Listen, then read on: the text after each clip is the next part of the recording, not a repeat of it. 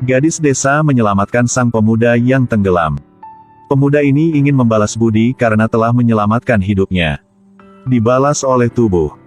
Berjanji dengannya pada hari ini 12 tahun dari sekarang. Kedua orang ini akan bertemu di bawah menara Namsan Seoul. Sampai saat itu, dia akan menjadi pengantin wanita bocah ini. Dan dia akan menjadi pengantin laki-laki gadis ini. Ciuman pipi pemuda ini. Jauh di lubuk hati gadis itu. Dua remaja laki-laki dan perempuan bersumpah di tepi laut. 12 tahun sudah berlalu dalam sekejap mata. Si gadis desa hari itu sekarang sudah menjadi pemudi cantik. Di dalam 12 tahun ini, dia tidak pernah melupakan janjinya dengan remaja itu. Menanti siang dan malam. Akhirnya juga sampai hari yang mereka berjanji.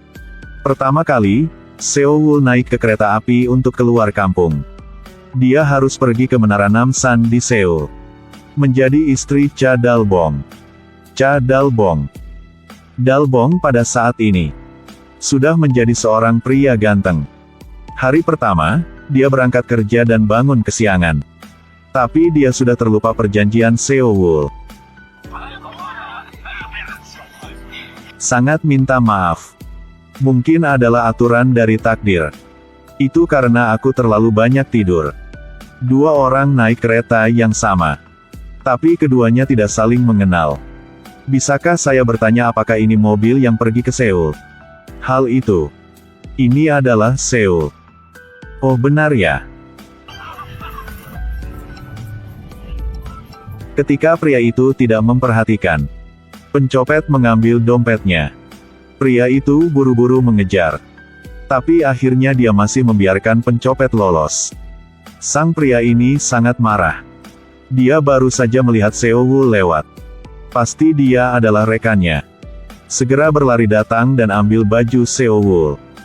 Hei girl. Siapa kamu? Cari aku kan? Kamu adalah rekan sang pencopet benar kan? Kamu sedang bilang apa sih? Lepaskan aku, rusakkan baju sekarang. Apakah kamu sudah gila? Aku menyuruh kamu lepaskan aku.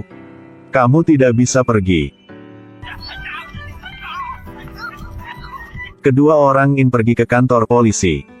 Karena tidak ada bukti, Seo-woo dibebaskan. Dia baru keluar dari kantor polisi. Dia melihat ke atas dan menyadari bahwa dia baru saja berada di bawah menara Namsan. Seo-woo berdiri untuk menunggu dari pagi sampai malam. Sepanjang hari dia menunggu di sana bahkan tidak makan apapun. Takut bahwa akan saling merindukan.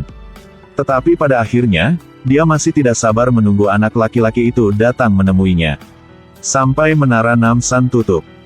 Dia tidak tahan untuk pergi. Namun dia lapar dan capek. Tapi dia masih tidak berhenti berbalik kepala. Menunggu Dal-bong muncul.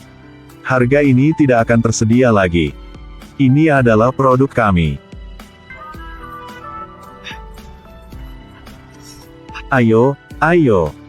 Coba beli sebotol untuk dibawa pulang makan. Mungkin ini adalah takdir. Mengapa kamu di sini?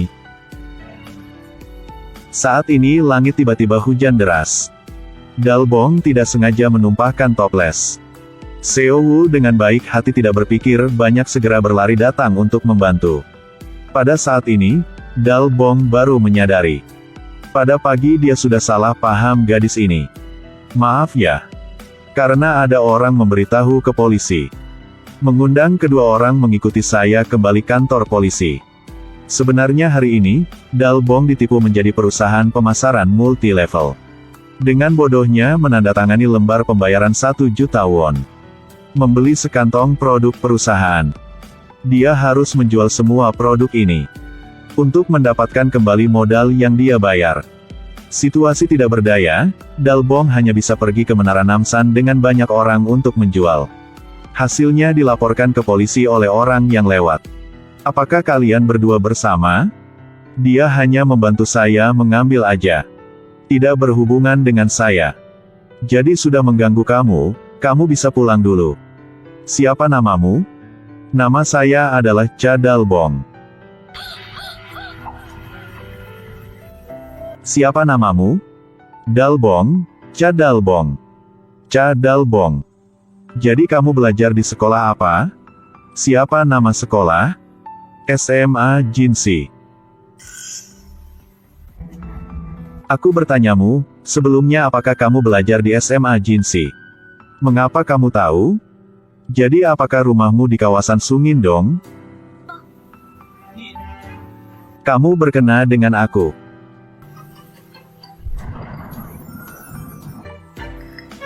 Tidak terduga, pria yang dia menunggu dari pagi sampai malam selama 12 tahun. Adalah seorang yang pergi ke kantor polisi 2 kali sehari. Tidak bisa adalah dia. Dalbong. Pada saat ini, ayah Dalbong datang untuk menjemputnya. Jangan berhenti memohon ampun pada polisi. Malam itu, Seo Wul menginap di kamar mandi uap. Dia memutuskan. Aku sudah memutuskan. Kebesokan hari, Seo Wul menyeret kopernya ke toko tahu. Halo Bapak, nama saya adalah Kang Seo Wul. Saya yang berjanji akan menikah dengan kakak Dalbong. Apa sih,